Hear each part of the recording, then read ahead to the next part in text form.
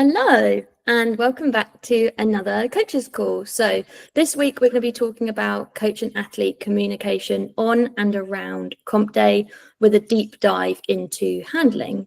So we'll be discussing topics based on our own experiences. Some examples may revolve around if we've got someone else handling for one of our athletes, if we are remote handling. So now a coach or a handler will be there to support an athlete around comp day in a multitude of ways, planning attempts, warm-ups, supporting on the day around obstacles, failures, successes, and plan changes. I'd like to work through in chronological order, obviously. So let's start pre-comp, planning attempts, warm-ups, briefing your athlete and or the handler. So do you plan attempts for an athlete, or how do you plan attempts for an athlete? Sorry, how much do you get them involved? So attempts, I typically look at the heaviest prep, which is usually the week or two before comp. I put that as the third and as the reach, because that's under like perfect circumstances, and I work backwards from there. It's usually 2.5 to 5 kilo reductions all the way down to their opener. And then in terms of like athlete like input, I do run it over with them. Like they obviously have access to it, but I like to have a discussion with them just to see where their confidence is at and kind of where their mindset is at. A lot of the times you run into athletes thinking they could do more than what's that plan third. But then you always have to remind them of how meet day goes. Like you guys all know this, how how the refs are ruling the lifts and how just the flow of the meet is going. So you have to kind of adjust based on so making sure they understand that part, and then a little bit more like of an understanding. Your signal is crazy. Is that? It was great until we started recording. I don't know whether I want to ask questions until your signal's like all okay. So I will jump back to Kim when his signal sort of recalibrated. I have a question for Brandon. So given you have so many international athletes to yourself, based on where you are, I know you've got people all over. How do you prep handlers in advance that are working with your athletes? I will literally go from like 6 weeks out from their competition now and sort a handler. If not, like whenever they sign up, usually it is around that time anyway. Like they're looking at signing up to a competition anywhere from 6 to like maybe as far as 20 weeks. And so within a relevant time span, I'll start to think about handlers of like, okay, who's in that area? Is there anyone that I know who trains at that gym? So one of my athletes, Eldon, is competing at a Lions Pride barbell meet, which is where 2 of my athletes train. It's their local gym. And so that was a very easy thing for me. If I was like, here, are you guys free to be able to do this? That's probably one of the biggest ones, I think. The tough thing comes whenever you have an athlete internationally and you don't necessarily know someone who trains at that gym or someone with that availability. I ran into this recently with one of my athletes, Thomas, of how we had to then kind of wait for the flight list to come out and look through some of the athletes and go, do I know any coaches who coach these athletes? And then from that point be able to go across, or do I know coaches in this area? So it's usually a case of like, if you're really starting to get to those like last available or last ditch efforts, it's usually looking at rosters and seeing who's already going to be there. Am I going to be inconveniencing someone else by doing so, and making sure that if you are taking on another coach as a handler, that they know that their athlete, like their own athlete, gets the ultimate priority first. As we know, it's a huge responsibility, like taking on someone else's athlete. So how do you prep those handlers in advance for that day to make sure that they've got like not just all of the attempts and stuff, but how they are actually going to work with them? So I will usually do a brief and a debrief call a week before and a week after the competition with my athlete. If I know that there's going to be a different handler, in other words, if I'm not going to be personally handling that athlete, I'll say to my athlete, there will be a section of this call that I'll want to record, so that I can send that off to the handler. That's really good because, for example, if the handler doesn't know the athlete personally already, they can get kind of a good idea of their personality, and that section is where I go over, like Kuhn was saying, their attempt selections, their warm-up plans, all that sort of stuff. It'll automatically sync in their previous meet history in the same page, and then that handler will have access to that page. So that's been a really big thing. If it's someone who's never handled before, for example, I'll always put them through the powerlifting technique handling course. And that has been really, really good. It was actually really fun. We had an instance at NI Nationals. We had 4 competing at it. 2 on one day, different sessions, 2 on the Sunday, both in the same session, same flight. And I had 3 of us there. So it was myself, Kat, and then Sammy.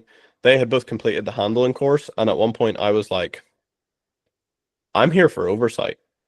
Here's the attempt slips. You guys do the rest. And if you have questions, you can come to me. Right. And so I was aiding them in making the decisions, but it meant that it just made for a really, really cool experience of me being able to be like, this does work. Like, these people know what they're doing. Like, I can trust this, and I can, if I ever need to, I can legitimately take a step back. So that was a very cool experience where I like didn't ever think I'd get to see in person just how effective that like training course is, and putting people through those experiences is. Yeah, so the like DBD, well, I know it's not the DBD, but I think it's the handling course that we're going to be putting loads of our DBD athletes through if they're wanting to help out with handling. So that's so good that you're able to sort of take a step back and just focus on attempts, really, especially if you've got multiple people lifting in one flight. Kim, now you're back. Can I ask you another question? Specifically around injury. Have you ever had, or if you haven't had, what would you do if you had an athlete who, like, weeks before comp wants to pull out because they feel that they have become injured? What would you do? Hopefully my connection is good. It seems better, but I actually did have that with my last athlete that competed at nationals, Adrian. I think it comes back to going after their why, like, why did you sign up in the first place? And then always reminding them that they have put in so much work. And at that point, most of them have done like some sort of rehab, whether with you or someone else. So they put in the work to get to this point. They get injured. They put in the work for rehab, and reminding them that they put all that work in. Let's like not let it go to waste. And you also adjust goals on the day of. Obviously your numbers aren't going to be the same, but reminding them where their body's at and that their body is much more capable than they think it is. Yeah, I really, really like that. Have you ever had someone just sort of not take that advice and just pull out? I haven't had that experience, but if it did happen, I mean, there's not much you can really do.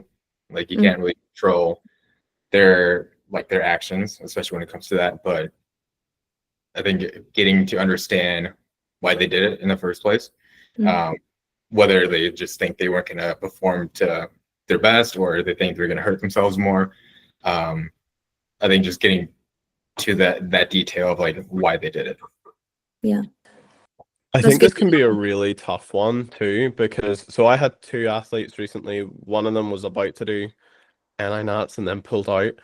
Or I was going to be handling him. He was going to do NI Nats and then pulled out. And the other one walked into it with an injury. And it's so hard because you want to respect the wishes of the athlete. You want to respect the wishes of the athlete, like currently at that current time frame, but also their wishes whenever they first signed up, as Kum's saying. And so it can be really, really difficult. You have that kind of fine line of like, what's the straw that breaks the camel's back? Of like, at what point is this too much, or at what point is this too high risk, or at what point is like, because of injury, we've had to modify this peak so much to the point of like, we have no idea of how effective it is, right? Kim, I swear you had an experience with someone coming in with injury that you changed their peak. Was that Adrian? Yeah, that was Adrian, where we had to completely change the peak protocol, and like drop the volume down by a lot, and much faster than I wanted to. And bro still gets the world invite after doing that. Do you know what I mean? And so I Yeah, think and in those particular instances, you're like, well, what did you start doing this for? Do you know what I mean? What did you sign? yeah, and I think going back to that too, like it also depends on the level of the meet, because when we had our Up for if you conversation, know that they have the potential for something like What is happening to signal today, guys? I was just gonna say, based on that, like it could be the level of the competition too. If it's a local, you could probably be a little bit more lenient, like okay, we'll get it on the next one. But if it's like national, international, it's like okay, this is high level. You're at a point where you're gonna be competitive. So trying to tie into like the competitive juices of the athlete. I also, just to add to that, like, because we're talking about like someone's level of discomfort, I think what played into that massively also, and Lucy, I'll point straight to you after, of the level of discomfort that he was having still did allow him to do the most substantial work. And so all it really took away was predictability, where it was like, hey, we don't get to do, like you said, you just pulled back volume much faster than expected. And so some of that was like skewing it. I think there's a really different experience if someone's like, it hurts to squat versus it hurts to do my full session. And so the person who's full session, like, we can still get through this. We're just gonna have to mitigate, and maybe it like reduces our output, as opposed to the chance of you getting on a platform and the opener hurts you is too high. Like that, I think there's a big thing in like the performances, predictability versus just negative overall outcome. Lucy, sorry, go on.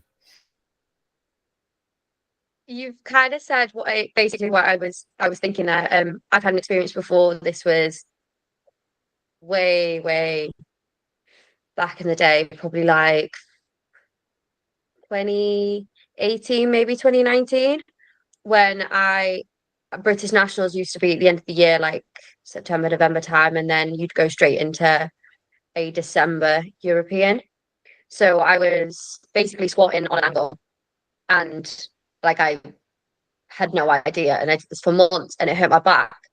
But obviously, deadlifts aggravated it more. So I thought, obviously, that deadlifts were the cause when it was really loose my squat. Anyway, there was a whole like lower back issue there. So I did basically what you said. Like, I was like, right, I've got an injury. What do I do about it? I don't want to pull up my competition.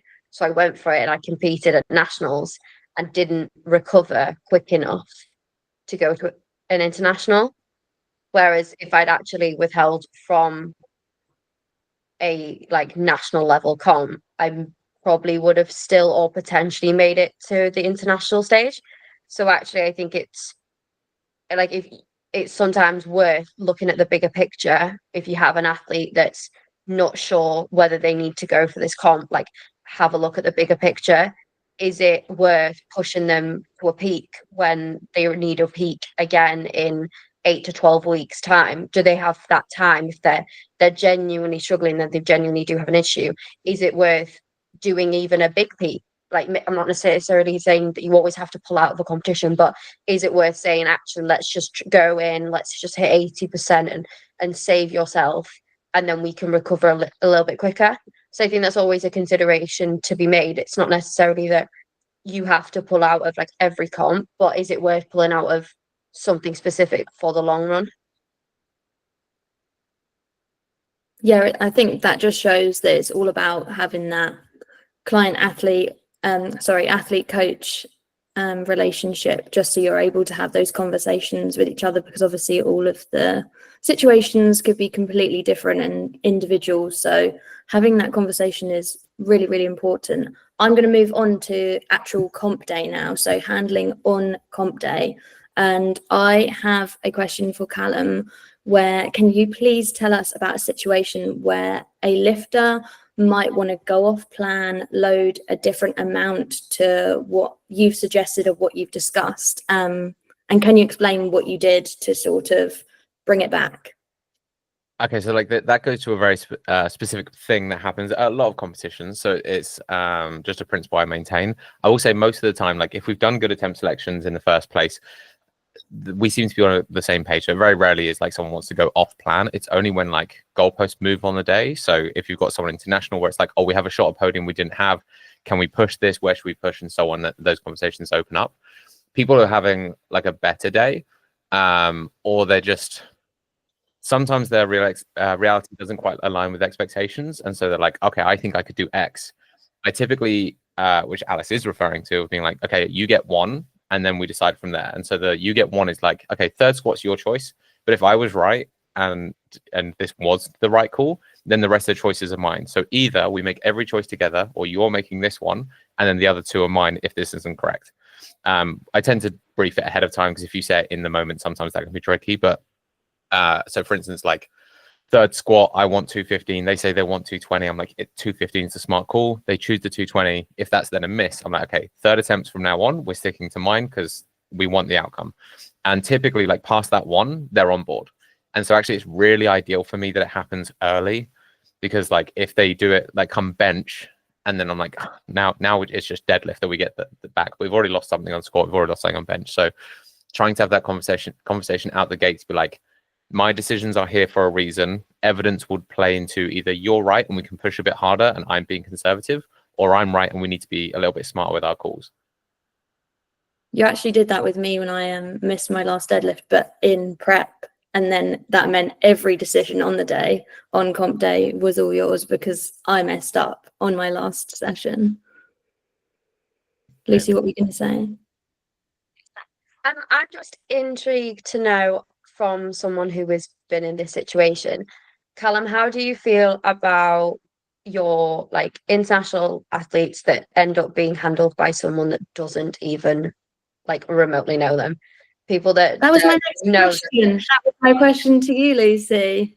She has this question for you and me to discuss because it is important. So I want to preface this by whatever we say next is that this is actually an ongoing argument within powerlifting. So if you've seen that this happened within the BP group, a coach got called out for saying that they know best for the athlete, and then the handling team very much came forward of being like, we know best, this is our job. I do outright disagree with that principle of being like, a coach that spent several years even working with an athlete knows the detail, like how they break down on a lift. They know roughly what their attempts is. They know the entire peak. They know inside and out. I have sent those emails that goes to Lucy's handler in so much detail that I know weren't read.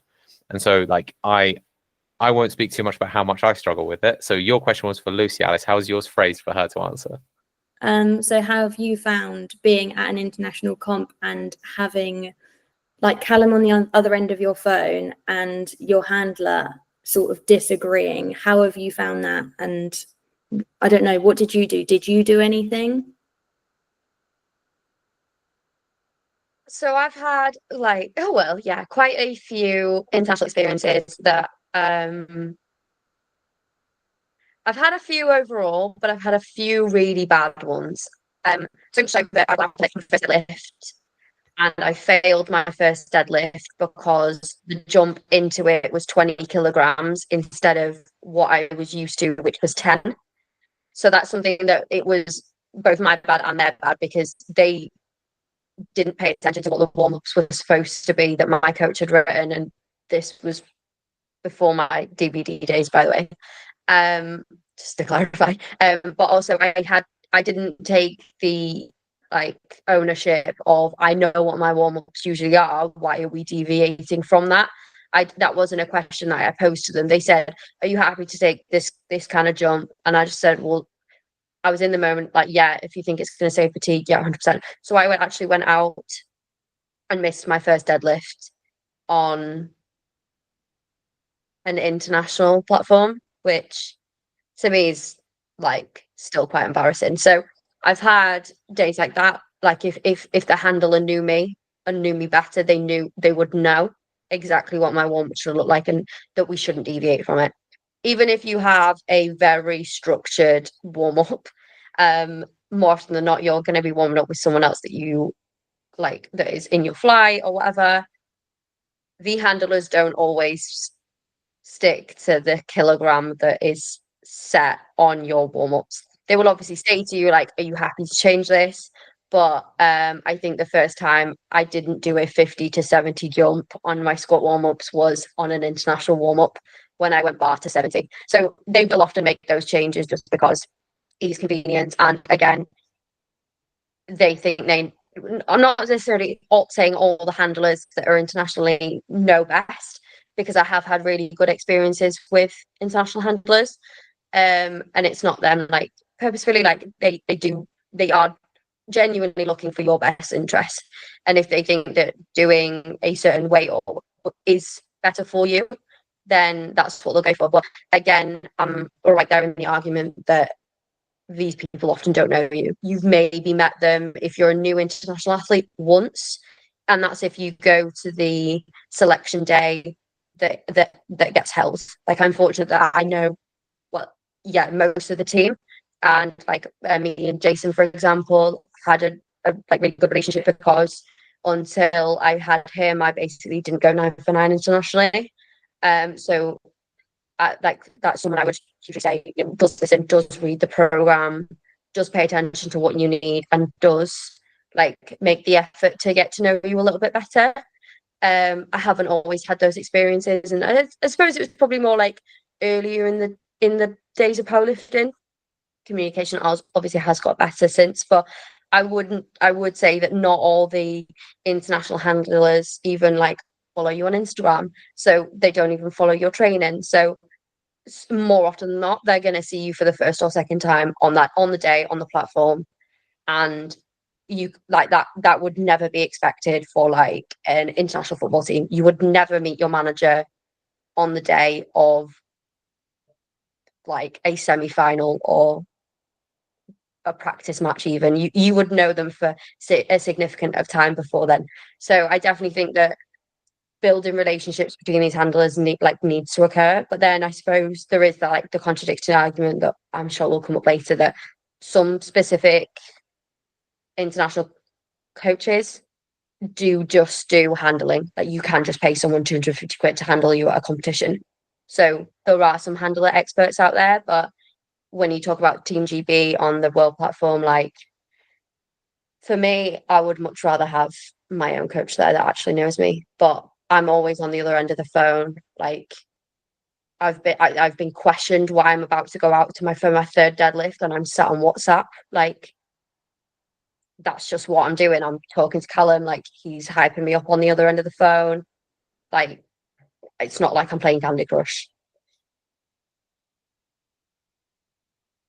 So with having Callum on the other end of the phone, how is that different for you? This is actually a question I directed at Callum, but I think both of you could answer about the difference with when doing game day strategies, both as an athlete and as a coach, when it's in person versus remotely. Is it easier, like, one way or another? Like, I've seen Callum in his living room with a massive whiteboard and numbers everywhere. You can't really do that on comp day. So are there some perks to doing it remotely? Can I speak from the remote end before you answer your end? Just because there are massive perks so we were just talking about potentially going international to handle. However, he will not be able to handle, so he's just in the room. The amount of stuff that I'm able to do my end of just running numbers, not being in the room, being like, yeah, you've got someone loading your bar and like giving the temp slip, and I can just sit there with a whiteboard and I can do gameplay for the whole day. Like, I've done that, as you say, the whiteboard where I did predictions for the entire day and I was playing maths for Amelia's deadlift, of being like, I had to do nothing but just do predictions. But bearing in mind that's within my skill set. So for most coaches, I'd say that it's not that valuable to be away from it and have the whiteboard, but it really helped me. I'll also say the amount of things where it's like, okay, most attempt selections, you and I are still very much in the conversation, and I literally watched Lucy or Harry or anyone walk off the platform and pick up their phone, not stop and talk to the handler, being like, what are we saying?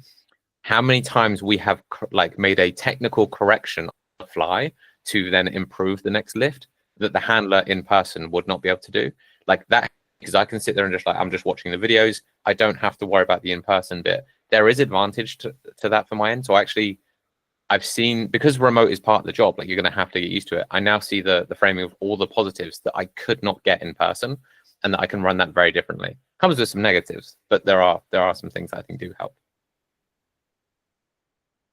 I think for me, I've been in a situation before where, like, if you go international, you have no control. Like, you can give your opinion, but you don't. It's not your say. Like, I could probably turn around to Callum and be like, right, give me one chance to make a decision, and if I'm wrong, then it's your choice, like we discussed earlier. But you go nationally, if they're not happy, they change them straight away. Like it's unusual if you're a new international athlete, regardless of where you are in the flight, to do your last warm up after the cut off to change your last opener. So more often than not, thankfully, the way that it's worked for me is that I'm at the end of a flight. But if I was a new international lifter, even if I was at the end of the flight, my last warm up would be extra early, just so they could be sure if they needed to change that opener. And obviously, like they've all got powerlifting experience. Then they're not newbies. You know, they've all done their time. You know, they're the GB coaches. So they would obviously be able to tell, ideally beforehand, if they needed to drop that opener. But yeah, you don't get the choice. So my deadlift at Euros was dropped to 187 from, I think it was like 192. So like a decent amount they dropped it by, because they wanted me to stay neck and neck with someone for a podium place. Anyway, they ended up changing their opener before, something like that. There was some techniques going in there. And then I ended up jumping from 187 to 197 to 207.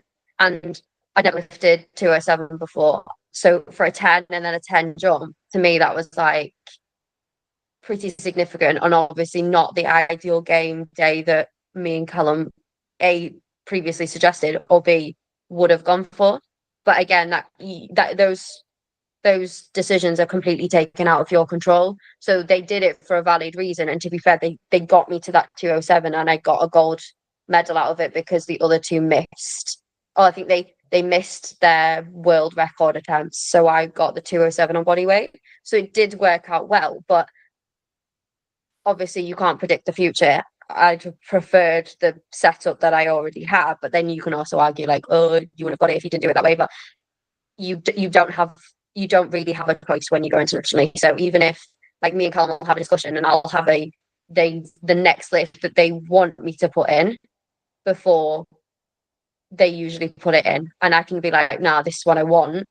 So I can be like, right, this is what Callum wants, this is what I want, what do you think? And if they think 2.5 less, if they think 2.5 more, it's usually not more, but if they think 2.5 less, that's what you go for. So you don't really get the price. And it's just something that you have to be okay with, and you sign in the code of conduct, because at the end of the day, it's not about you and your PBs, it's about the team and the place and the points. So I guess that's just the way that it works. The only principle of that I do, because I like, they have 60 seconds, so I'm always going to play devil's advocate of, like, of course they make fast decisions, and I understand that they were doing gameplay on the fly, and whether or not I think that the way they played the game was how I would have played the game. Like, they've got, well, if it's Matt Gary on the thing, I'm gonna be like, whatever he said, I'm probably right. It wasn't, but the only thing I do struggle with as a general principle, as you said, you wouldn't see it in almost any other sport, of like, when you're at your international representation, not being with the people in any sense that have done all the training with you. And I just find that strange. And I'm not like inherently against it. I just think it's weird, because there aren't other sports that unless I'm wrong, and they do, but like, if you're at the Olympics, is your coach allowed there with you? Yeah, so they would be there. So like, and I'm not saying we want to be in the Olympics. Does the rule go out the window and be like, okay, we'll do what every other sport has always done because it's mental? So just as a principle, I find it strange, but I do think that it works out typically quite well. The only bugbear I have is I have very good conversations with my athletes between lifts. I'm really, like, I know them very well, how much or how little to talk. One of my lifters being told to get off her phone because she wasn't focusing, but she was venting to me to help her calm down. That's the only time where I really don't like remote handling, when you've got coaches telling people how they should focus when you don't know the athlete. That's a difficulty for me. Question for the whole team following that is, what is one of the most effective things you say to your athletes before they step onto the platform? Me. Yeah, I'm going to ask everyone. Massively varies. Normally, if it's early lifts, being like set standards is probably king. And I think that's a phenomenal one for all athletes, because it's rather than like not making it move fast, it's not blowing out the water, it's set your standards. And then seconds is earn your third. Like, they're the ones I cliche say. Everything else is subjective. But but I think it's just like mentally framing. Your opener is about like, where is your technique? You know what you're doing. Second is, it's not losing your head on this. You still have to maintain your quality. Otherwise that third doesn't go on the bar. I actually say set the standard as well. And then I also do, actually, I think I stole that from you. Set the standard, and then for the second attempts, set it up to whatever that third is. And I think that usually helps them kind of like hone in on technique, and the second usually moves a little bit better than the opener. Adam, what do you say? Oh, sorry. I was going through my screen. You got it. Adam? So I'd normally phrase just to go in with the same demeanor that they hold in training.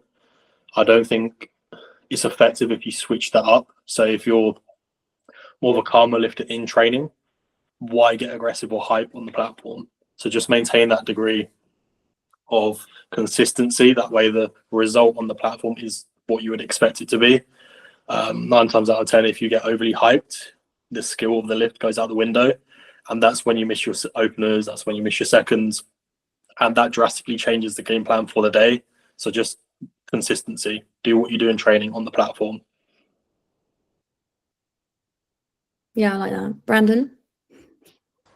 Similar to what Adam has said, I'll very frequently talk about composure.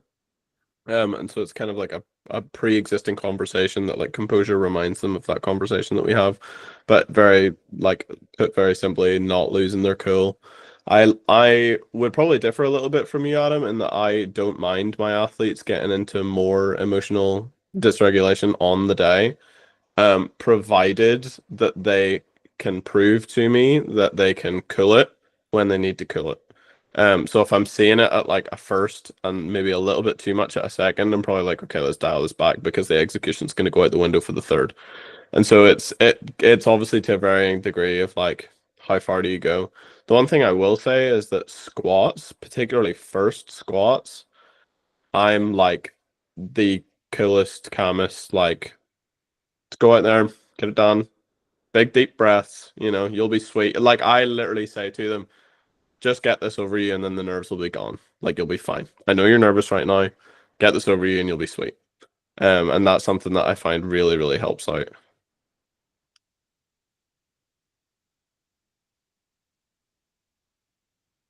I'm relatively similar from like the calmer aspect. So I know exactly what it feels like to almost have like a panic attack before you go out and do your first squat.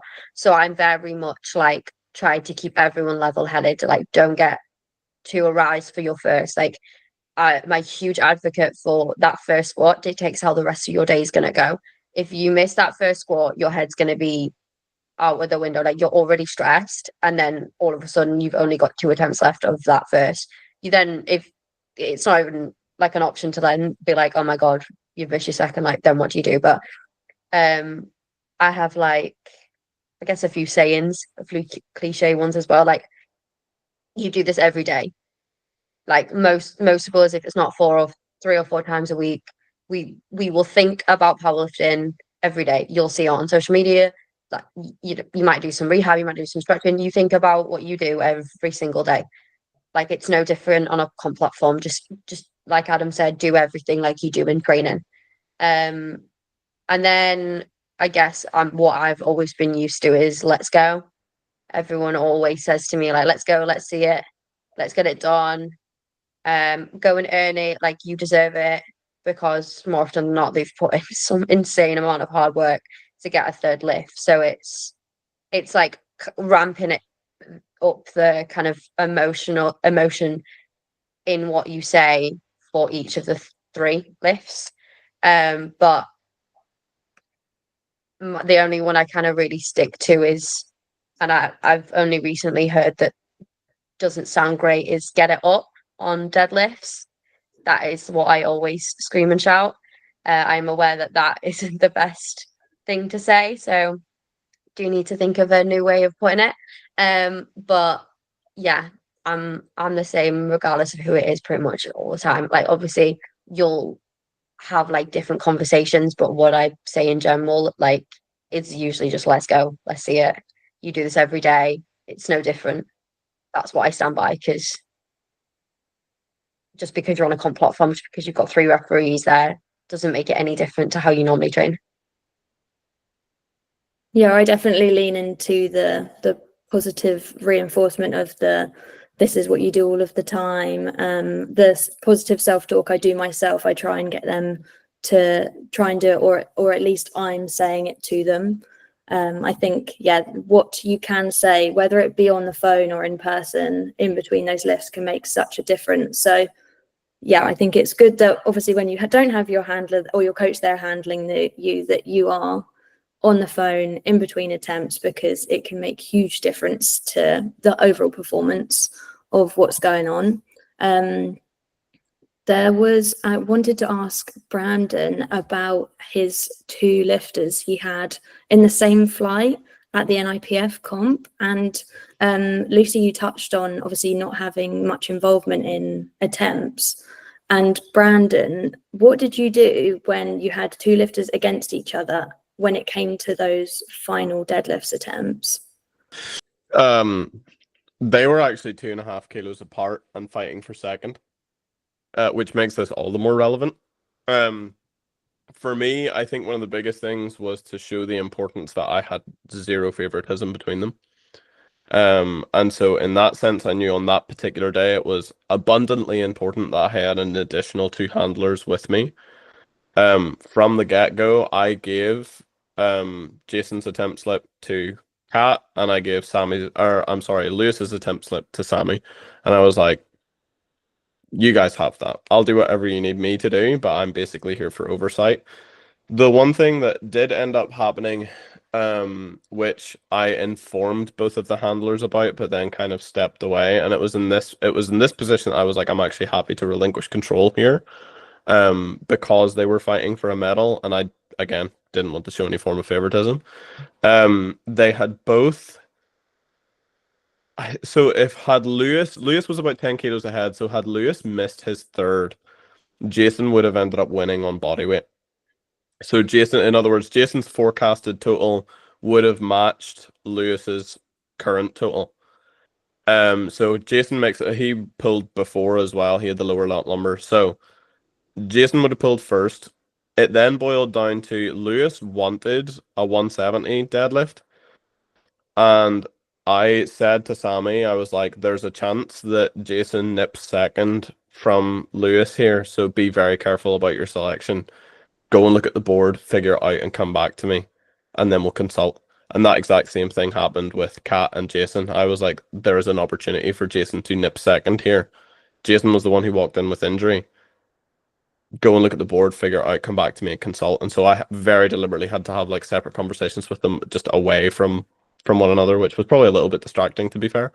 But it ended up being a really, really like positive experience, I think, for everyone involved, because Jason got exactly what he wanted, Lewis got exactly what he wanted, and Sammy and Kat had a really, really good experience where a third deadlift change had to happen, which is something that doesn't very often happen. And so to be able to have the privilege of like handing that to one of my athletes and have that be their responsibility was really, really cool, and like just built this huge sense of rapport between the entire team. Like everyone was so happy with one another. Like Jason and Lewis hugged the second they got off the platform, so they really enjoy competing against one another. Yeah, it's nice that they had that friendly competition there, and it wasn't awkward or anything, because yeah, I know that I've seen in the past and it always just seems a bit awkward. I don't know, that DBD comp, you had Callum had Cleo and Alexia. I was gonna like an absolute mirroring, 2 lifters with 2.5 kilos apart, and so I was handling 17 people in one competition, and those 2 at the end stood them and was like, I'm going to be really clear on where you both stand, so you can both make your choices. I'm writing attempt slips. I'm not deciding any numbers. And I made them both listen to what their game plans had to be, being like, look, you both are like, this is where your current openers are. This is where your totals will sit. This is what happens if you pull this. This is who's pulling in what order. So you both get to decide. And so I remember Alexia pulled her last deadlift, and Cleo being like, so what's the math that I have to pull on? Like, you'd have to pull 187. She was like, put it on the bar. I'm like, fucking okay, nothing to do with me at all. But it was nice to have two lifters. Only worked so well because they were so mutually respecting of each other. Where it was very much like, if she wins, I respect her. If I win, like she respects me, and it just being like a camaraderie in trying to beat each other. It was really great. Like, it was so sick. In the warm-up room, it was like there was like real competition going on, and then once they both finished deadlifting, it was just like a big group hug, and it was just really nice to see. I have a question for Adam. I'll make this the last one on actual comp day handling. This is just, you might have not had this experience, but missing a second attempt. So if a lifter misses their second attempt, say their opener moved really, really well, they just became a bit complacent. How have you brought them back in the room to refocus for their third? So this is relatively simple to fix on the day. I always bring it down to what the game plan was for the day. And usually complacency comes from the opener, where they start to overextend themselves, to get a little bit excited. So it's just bringing them back down. And usually you can nip it in the bud based on their first attempt. It's very rare that I would allow a second to grow. So a second attempt to add 2.5 or 5 kilo. It comes down to the game plan. The point where I would allow an athlete to extend is their thirds. But this is based on how the second and the first move.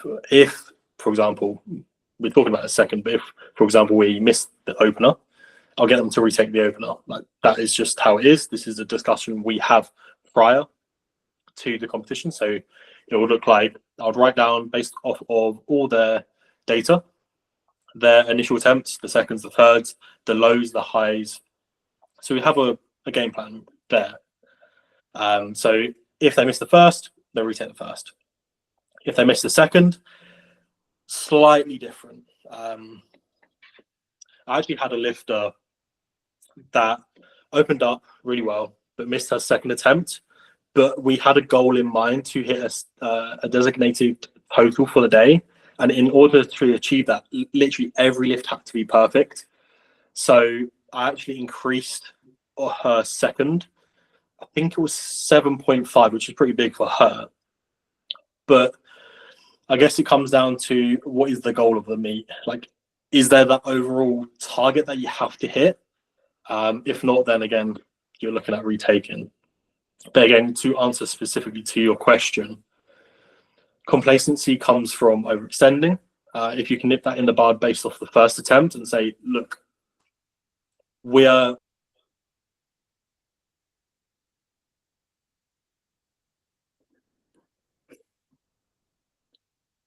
Man, that was about to be a knowledge bomb as well. I just wanted to know what he was going to say. I desperately want to know. That might be him in thought. Oh, Adam's gone. We'll continue. Okay, post-comp. Lucy, I don't know whether you have, or if you've had athletes suffer with post-comp blues, but is there anything you do to sort of try and deter that, like post-comp blues, when you do your post-comp reviews and recaps with them, or yourself as well? This is something I feel so strongly about. Nobody talks about post-comp blues, and me and Callum haven't done it yet, but we're planning a podcast for it, and we do need to reschedule that. I get it really bad. I suffer really badly from post-comp blues, and it doesn't always like just go away either. Sometimes it can take me months to feel back to like how I should when I'm prepping for a comp. The first thing I do with like my own athletes, because I'm so overly conscious about it, is I message them at the end of the day.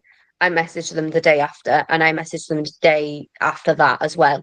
And I constantly keep that communication open so they can debrief, they can discuss, they can tell me how they're feeling. After a night's sleep, they can tell me again, how are they feeling about it?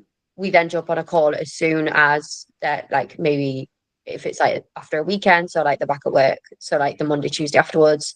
And we talk about it. We go through the pros, the cons, the good, the bad, and like whatever we do, we basically leave it there. So they don't continue to dwell on everything that happens. I'm just quite a self-deprecating person anyway. Even if I went 9 for 9, I would have issues with my own performance on the day. But yeah, this is something like I could, I need another hour to talk about this, or like a day, because it's just something that I just don't feel like people talk about enough. Yeah, that's kind of what I do for my own athletes. I won't go into any more about what I do for myself. Well, there'll be a post-comp blues podcast soon with Callum and Lucy coming on the Strength Studio, so tune in. I just wanted to ask everyone else what form of communication they use. Like Lucy, you just said that you will message every day and then you'll try and get a call booked in. How does everyone else do their post-comp, like recaps, check-ins, whatever you want to call it? But how do you do that with each of your athletes? I think I very briefly mentioned already, but I'll have like a brief a week before, so the weekend before, and then a debrief the weekend after. Obviously, like we uphold 10-minute communications across the board with them anyway, and so that gives them, as Lucy said, like that opportunity to still vent should they need to.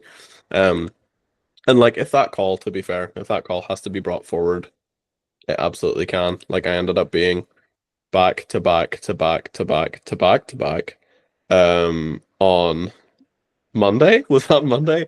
I've lost the days. Because I had 4 who had just competed that weekend, and they were all like, here, I want to get this out of the way as soon as possible. I want to get back into training. And I was like, okay, sweet. So I ended up having those 4 calls with them, and then I have 2 that are competing this weekend that I needed to call, obviously, for their brief. So that was like a bit much. Don't really recommend doing that because I was on my desk all day. But I think, like as Lucy said, Lucy touched on something that's really, really important, and it's definitely a value that we hold very, very strongly within DBD, and it's something that I think is absolutely invaluable, is short feedback loops and like high quality open communications.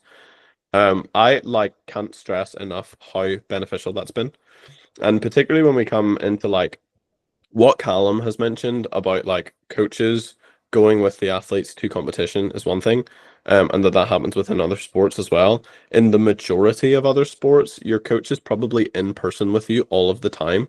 Like if you're an Olympic gymnast, your coach is with you in every single training session, every single time, right? We don't have the luxury of doing that, but just because we're online doesn't mean that we can't or shouldn't.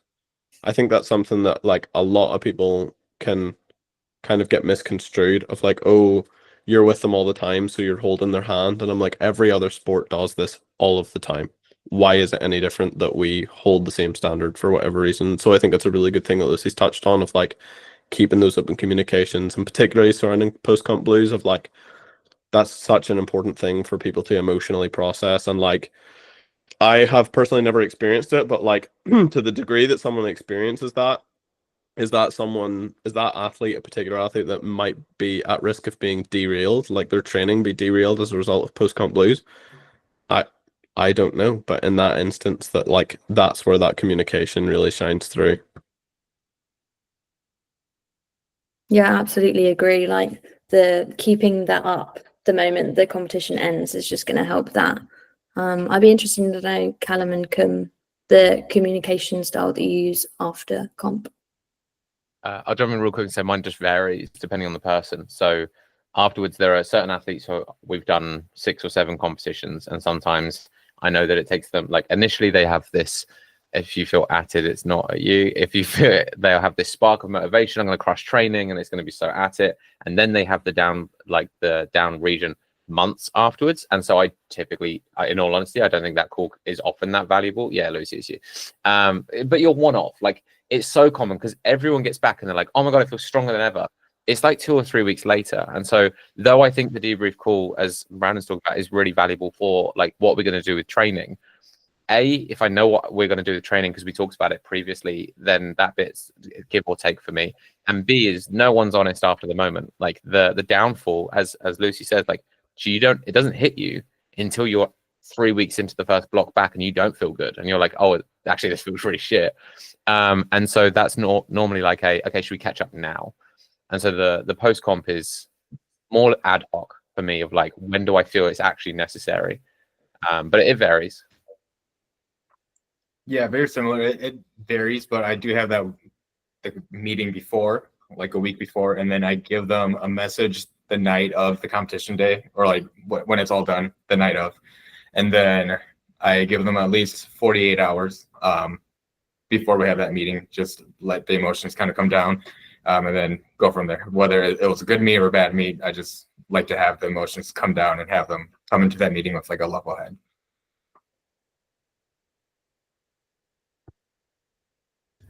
Alice, because we've answered all the questions, just the same principle to you.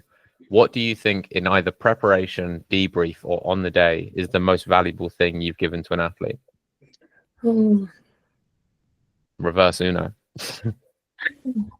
Well, obviously in preparation, just making sure that there's multiple plans in place. Like, I like having a plan myself. I feel it's you go in much more confidently. So I definitely feel like that's the most invaluable thing you can give to anyone on comp day is plans, not just one, just if this happens, this is where you're going to go. It's like a Venn diagram, or not a Venn diagram. What's one of those things? A tree diagram things. But like, if this happens, go here. If this happens, do this. I think that's one of the like most valuable things that you can do for a comp day. Cool. Seeing as it's time, thank you very much for tuning in. Make sure you like and subscribe, and we're all done.